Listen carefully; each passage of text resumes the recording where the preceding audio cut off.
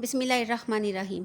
अब आइए अपने इस सबक की पढ़ाई शुरू करते हैं और सबसे पहले जानते हैं ईमान के मायने और मफ़हूम। ईमान के मायने किसी बात को सच्चे दिल से मानना और उस पर यकीन रखना है। प्यारे नबी हज़रत मोहम्मद सल्लल्लाहु अलैहि वसल्लम ने हमें चंद चीज़ों पर ईमान लाने का हुक्म दिया है। इनको अरकान ईमान कहते हैं। इनके नाम ये हैं: नंबर 1 अल्लाह पर ईमान, नंबर 2 फ़रिश्तों पर ईमान, नंबर 3 अल्हामी किताबों पर ईमान, नंबर 4 रसूलों पर ईमान और इसी तरह नंबर 5 आखिरत के दिन पर ईमान। तो हमने जाना है सबसे पहले कि ईमान के मायने क्या हैं। किसी बात को सच्चे दिल से मानना और उस पर यकीन रखना।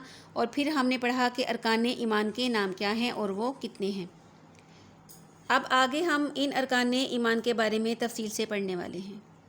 हर मुसलमान के लिए ज़रूरी है कि इन बातों पर सच्चे दिल से यकीन रखे और ज़ुबान से इनका इकरार भी करता रहे। सबसे पहले हम जानेंगे कि हम अल्लाह ताला पर ईमान किस तरह ला सकते हैं। अल्लाह ताला पर ईमान।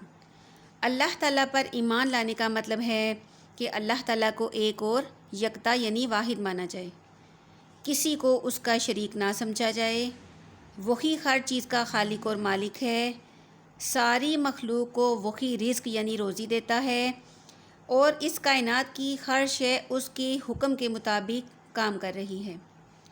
इबादत और बंदगी सिर्फ़ उसी का हक़ है और उसके सिवा किसी की इबादत करना जायज़ नहीं है।